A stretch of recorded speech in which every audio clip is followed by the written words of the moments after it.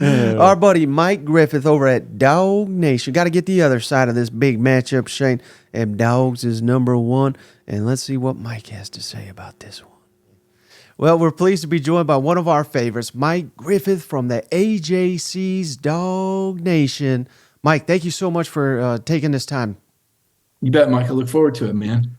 Yeah, and what a week it is for DawgNation down there with Kentucky coming through. The battle of undefeated. We've had a couple of these, Mike, in recent years. Arkansas comes to mind, Tennessee, of course, and Kirby and company always come up big. Do you think they do it again this weekend? Yeah, I do. I mean, I don't think it's just because it's Kirby and company or just because it's Georgia. I just think that Georgia matches up well with Kentucky. And, with all due respect to what Kentucky did to Florida last week, I mean, that was a really big win. It's 3 times in a row now that Kentucky has beaten Florida. You got to go back to 1951 when Paul Bear Bryant was the head coach in Lexington to find a time. I believe it was from 48 to 51 that Kentucky beat Florida 3 in a row. And hard to believe, Michael, that, Florida has now has lost 8 in a row to SEC East teams outside of Griffith Stadium. I mean, like, what happened to the Florida Gators? That just the product is not matching the hype. And it's an interesting time for Florida to be sure. And there's been plenty of times, as you and I both know, where Florida's been on top and, their fans really rubbed everybody's noses in it. Let's be honest, for decades, their fans really let everybody know. And so I think right now there's probably, at first there was probably a lot of people that were happy to see Florida lose. Now they just don't talk about Florida. They just don't come up. They're just not relevant anymore. Kentucky, on the other hand, is. And you wonder if this is maybe the de facto SEC East championship. I certainly don't want to count Tennessee out. That Tennessee-Kentucky game's kind of gone back and forth. And Tennessee just had a pretty major injury, obviously, to Brew McCoy. Everybody hates to see that. But to your point, this is a really big game. Saturday night in Sanford Stadium, 7 p.m. Georgia needs to win this game if they're going to win the East again. Yeah, and to your point on Florida, Mike, I don't know if you saw this, but after the game, I believe Napier said, "But this is who we want to be. We want to be more like Stoops' Kentucky." And I can't imagine Steve Spurrier's reaction. I hope no one brought that to his attention because I can't imagine Steve Spurrier ever saying something like that. Well, Coach Spurrier is a legend. He's on the Mount Rushmore of SEC coaches. I think with Kirby Smart, with his 2 national titles, and certainly Nick Saban and Paul Bear Bryant, that would probably be my list of 4. The way Coach Spurrier dominated in the 90s with 6 or 7 SEC titles, depending on how you count it, during his 12-year tenure there. He was only there 12 years. Seems like he was there a lot longer, but just so dominant and, breathed so much life into the SEC, really changed the complexion of the SEC when you think about the fun and gun and how that offense opened things up. The SEC was kind of a 3 yards in a cloud of dust league. And then Spurrier came in and really changed things around. And but to your point, I'm sure he's disappointed.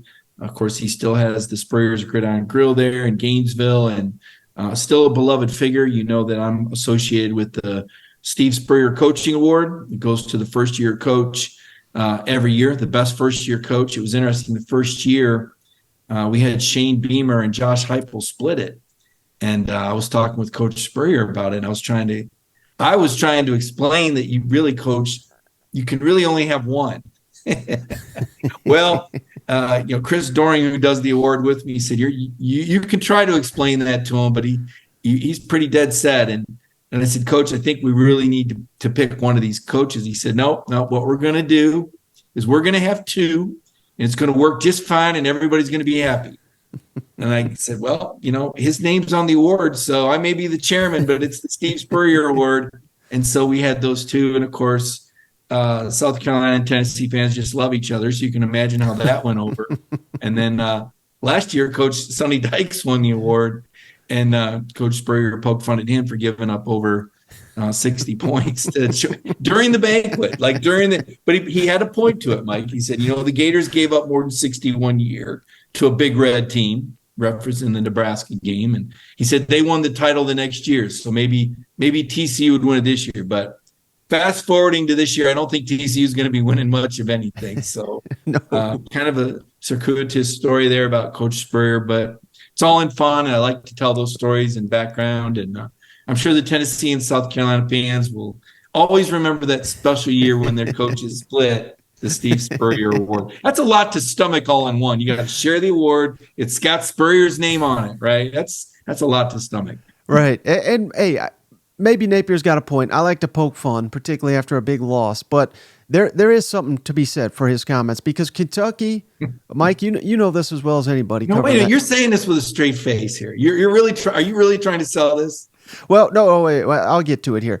Kentucky, for whatever reason, I know Missouri last year gave Georgia fits, but to me, the team under Kirby that has given Georgia, the biggest test, so to speak, annually is Kentucky with their physicality, with their toughness. Now, they haven't beaten them, but hardly anybody's beaten Georgia these days, particularly in what have they won, 20 SEC games in a row. So is there something to be said for Kentucky being able to match Georgia physicality-wise? And I know they don't have the athletes, but they play tough, hard-fought games. And I don't know where you stand on this, Mike, but I've been screaming it for a month. I don't think Georgia's number one. I don't think they've earned that.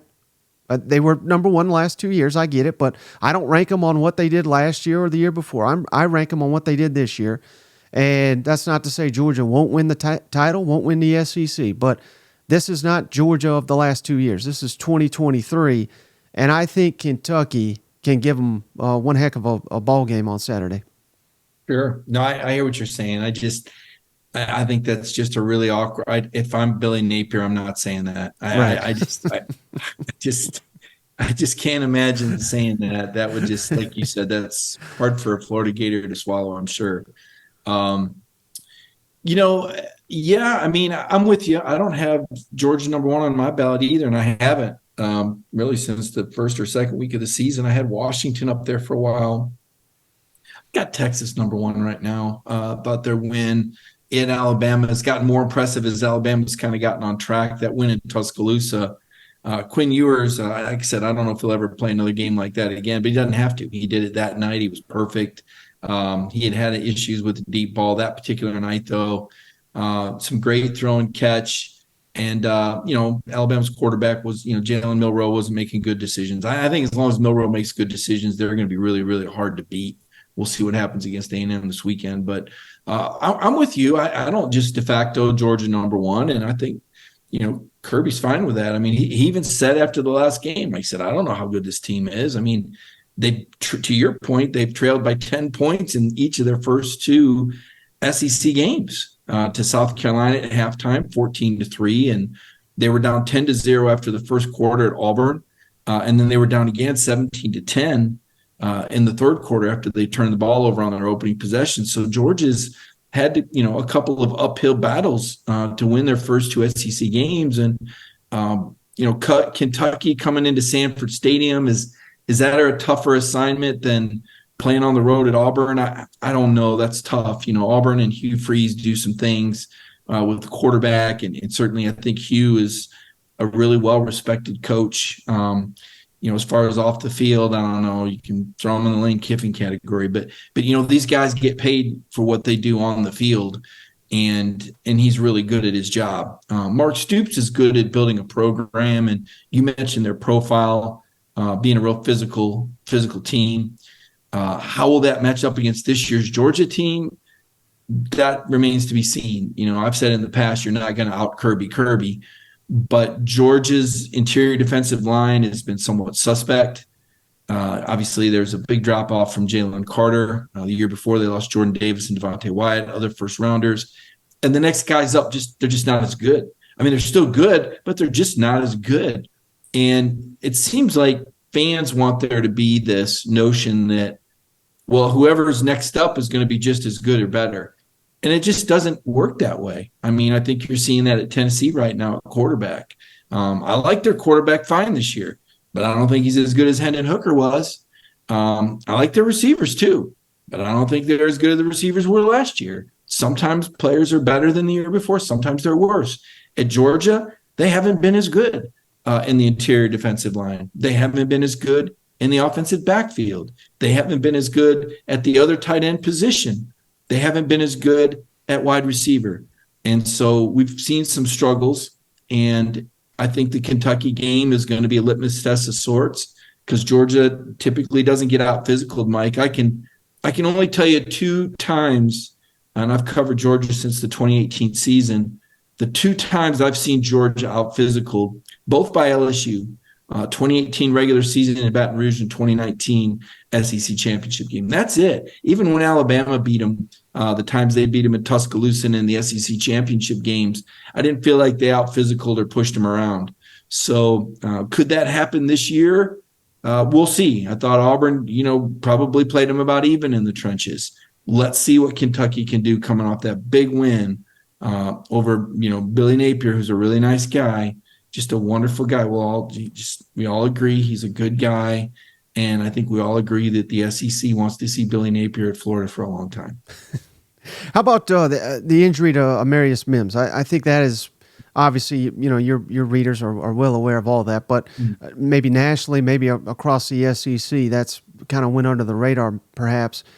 How big of a loss is that? Because in my outside observer eye, it seems to affect Georgia's offensive line to a major degree.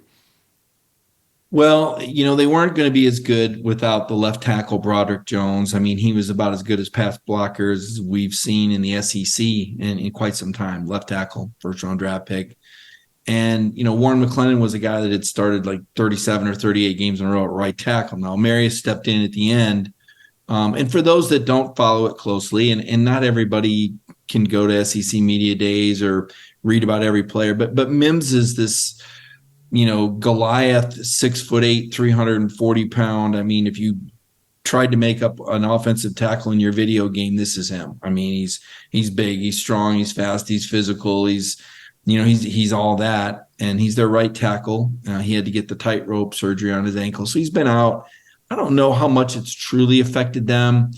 They moved Xavier Truss out there. He's a 4th-year guy, I think.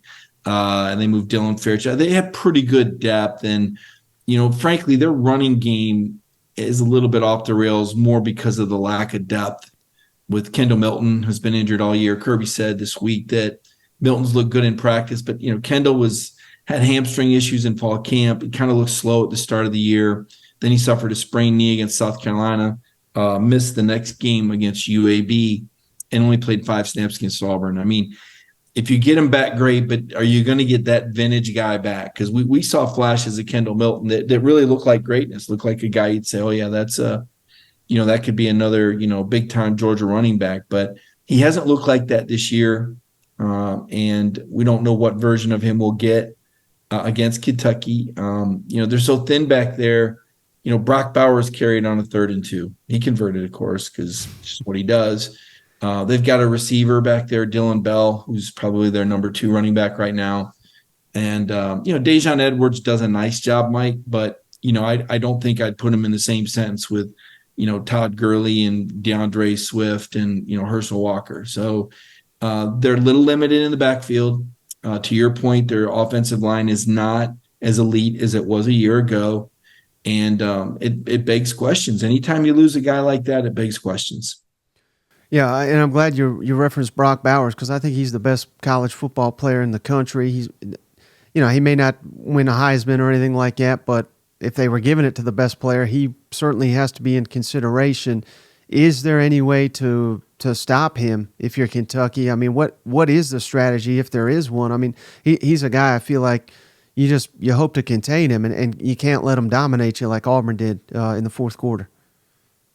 Well, Georgia's lost 1 game since Brock Bowers has been on the team. 2021 was his first season. And in the 1 game that they lost, he had 10 catches for 139 yards. And Stetson Bennett threw the ball at him 16 times. And Nick Saban called him out and said this guy was really special as a freshman. So that was the 1 game they lost. He's a go-to guy. The Heisman Trophy and the politics around it, I'm a little sour on the whole thing. I really don't like it when perception overtakes reality. I guess if people repeat things enough times, it starts to be true. I think, Mike, what happened was, and I don't necessarily blame the TV people or the storytellers or whatever you want to call them. Steph, and every Saturday they wanted to tell you that story, but in doing so, they really did a disservice to the championship players around him. I mean, there was a lot of other reasons that Georgia won. One of them was Brock Bowers. More people should know about him by now. Others, Kenny McIntosh had over 1,000 yards. People didn't even talk about him. This guy's got like 12 or 1,300 yards rushing and receiving, didn't drop a pass his whole career. Crickets. Adonai Mitchell, he's at Texas now. He'll get more attention there than he ever did at Georgia. Fantastic pass catcher. And Georgia fans said, well, we know about him. Yeah, you do because you watched every game. But when people tuned in to the CBS game or the ESPN game, it was the same storyline on loop over and over and over. And it wasn't even that accurate, as you've kind of seen. So there was a lot of guys that didn't get attention last year. Darnell Washington, this guy was 6'8", 270. You see him taking over in the NFL. He didn't get talked about. Lad McConkey just now starting to get some recognition. So a lot of people didn't really know how much Georgia was going to be missing, right? It was all, well, is the next quarterback as good? Well, the answer is that, yes, the next quarterback is as good, but he doesn't have as good of a supporting cast. And so people are, they're just now coming to the table and realizing that, wow, these guys, they did have some really special guys last year that aren't there anymore. And Kirby's talked about that. I'm not saying anything right now any different than what the head coach has said. Now I'll get skewered for it because I'm not the head coach and I cover the team and I'm supposed to, wave my pom-poms. But just the reality of it is they're not as good in the interior defensive line. They're not as good at their offensive skill positions. And they're growing. They're kind of in a reload mode. The schedule is very fortuitous. They have gotten better. They have played a lot of guys. They played 3 quarterbacks in a couple games. So the numbers don't really reveal how much growth and how much better this team's gotten. But, test number 1 is coming up Saturday night. Auburn was a test, too. I shouldn't say that. Auburn was test number 1 on the road, and they found a way to win. Test number 2 is going to be against a more physical team. So you beat the crafty coach on the road. Now you've got to play the physical SEC East team that is familiar with you. They haven't played well, to your point. 2 out of the last 3 years, Stetson Bennett didn't even throw a touchdown pass against Kentucky. So they've struggled. Last year was a bit of a struggle. I think it was 16-6 or 16-7. A couple years before that, it was 13 or 14-3. In between, they beat them like 30-13 at Sanford the last time Kentucky was here. Kentucky drove the length of the field and scored like in the final seconds to cover the spread. This is going to be different, though, and Carson Beck's going to be tested. He's going to get hit. Kirby and Mike Bobo are going to have to decide how much do they run the ball. Kirby oversees all this. It's his offense. How physical do they try to go? How much do they open it up? Is the passing game ready for this sort of test? Is the defense good enough to hold up? Florida thought they were pretty good against the run coming in, and Ray Davis, went for 280 yards and made every guy currently on Vanderbilt's team ask how you get in the transfer portal because they all want to get out of there and play somewhere where they can win games and people care about the program. So it's going to be a real test Saturday night for Georgia. Yeah, and I'm glad you talked about Carson Beck. That was the last thing I had for you on the team, Mike. But what did he prove to you? Have you seen enough after that big performance on the road, hostile environment? And for anybody that didn't watch that game, I mean, it was neck and neck. Auburn had a lead at the end of the first. They had a lead in the third. The game was tied with, 4 minutes, I think, 3 minutes left in the game. They needed Beck to step up. And yes, he had Brock Bowers, but he made the throws that had to be made to win on the road. And I think that's getting overlooked as a huge test that he passed early this season. Yeah, he was good on third downs. He was 8 out of 10 passing on third downs. I think 7 of those were conversion throws. 3 of them went to Lad McConkey, who was on a pitch count. Don't really know about Lad's back this week, how much he'll play, but pretty pivotal guy. He missed the first 4 games of the season. 2 of those conversion throws were to Brock, and 2 of them were to Ra Thomas, a transfer from Mississippi State, who I think continues to emerge. Him and Dominic Lovett were the guys that kind of slid in with Adonai Mitchell moving on and Dominic Blaylock going over there to Georgia Tech. So, Beck is good. throw the ball to 19. He makes you a lot better. Just put it within 3 or 4 feet of him. He's got those go-go gadget arms. He makes those one-handed catches. He runs away from people. He runs through people. I mean, he makes quarterbacks look good. If we're being honest about it, his yards after the catch are phenomenal. But to your point, Carson didn't make mistakes. The one pick he had, it was not a bad throw. The receiver could have come back a little harder. DB made a nice break on it. But he makes the right decision most of the time. I think he's poised. I think he's fine. I don't think Carson Beck, and Kirby said this earlier in the week, that I don't think Carson Beck's going to determine whether or not Georgia wins a title, good or bad. Okay. So, I still wonder, do you need a running quarterback? Can Georgia get away with having a distributor at quarterback, or do they need more of a playmaker? Do they need an RPO guy? And that was kind of what happened to JT Daniels a couple of years ago. I mean, the guy's 7-0. He's set a school record for pass efficiency rating the year before, but Kirby, between his injury and then Stetson comes in, and then Kirby decides, you know what? I like the quarterback with mobility. I like that RPO angle. It's like adding one more offensive player. And so they stick with it. And so now my question becomes, does Georgia have the skill position talent to win with a distributor like Carson Beck? Carson's got good escapability, but he's not I don't think he's really a runner. He's a very good athlete. He had a baseball scholarship offer to Florida. Super talented guy, played AAU basketball. So, he's a fantastic athlete, but he's not a runner. Brock Vandegrift is a runner. So I look for things like, will Georgia eventually have to put in a package for Vandegrift? And what else does Georgia have in the toolbox, right? Like, we know this is a team that's got to get better to win a national title. You said it yourself. You don't think they've looked like number one. You don't have them number one. Kirby knows this. That's why Kirby said he didn't know how good the team was. What do they have to do to get there? Well, first they got to survive Kentucky. So Beck can't turn it over. He's got to continue to distribute the ball, make good decisions. Then they got, whatever against Vanderbilt. I'm not going to call it a bye week because they do have to get on the bus and go to the playing field. If I don't know where the stadium's at or how much of it's done or not. It's a crater right now. What's that? It's basically a crater right now. It's a construction zone.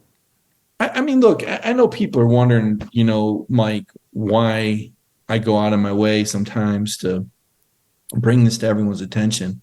I just think it's an embarrassment. It's like that house in the neighborhood, right? There's always that one, every nice day, there's always that one house where the people don't mow their grass or they don't keep it painted.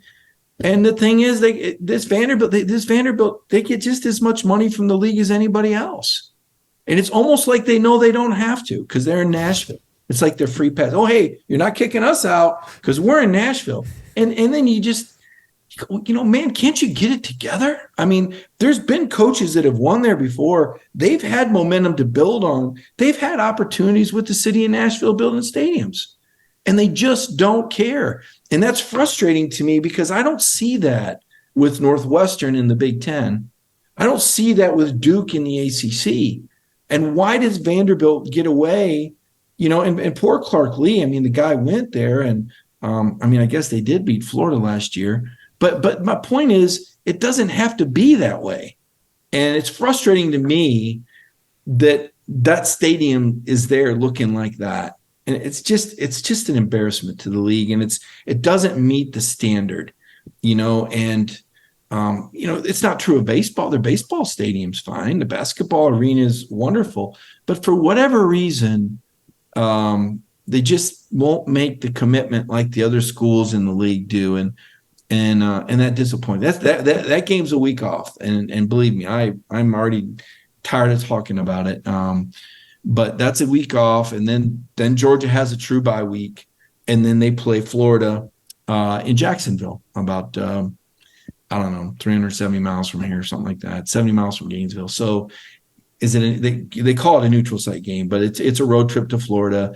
Florida will take a bus, an hour over there, and then they'll try to take care of a Florida team that, who knows where they'll be by then, Mike. I'm sure you'll have other shows and you'll talk about the Florida South Carolina game and all that.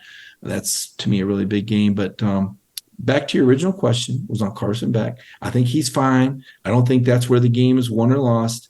I think the game is won or lost with turnovers.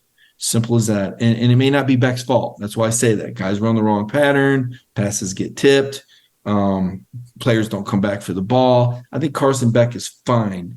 Don't put it all on his shoulders, but as long as he's got guys open, he'll hit them. He's not going to freak out. He's not going to pee down his leg in the clutch. We saw that twice already. He's come from 10 down.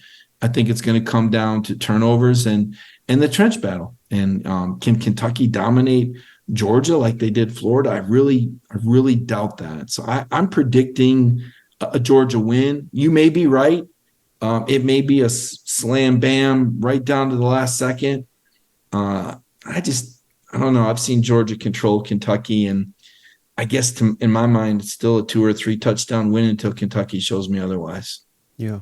Well, Mike, I really appreciate your time. Before you go, can you tell my audience, I'm sure they know already, but in case they don't, where can they find you and where can they find all your work? Sure. I appreciate it, Mike. You can find me on Twitter at Mike Griffith 32. And then we have our DawgNation.com website and Facebook page and YouTube page. And I appreciate your help and I enjoy working with you. These are fun podcasts that you do. And I think you do a great job yourself. And certainly I enjoy watching you on the Feinbaum Show. Yeah. Thank you so much. All right, Shane, another great one from Mike. That guy always delivers, doesn't he? Yeah, Mike. I swear.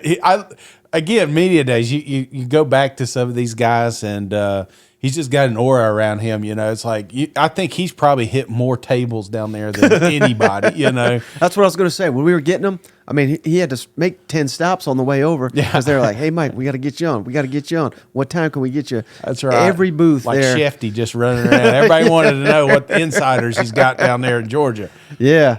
So I really appreciate both those guys taking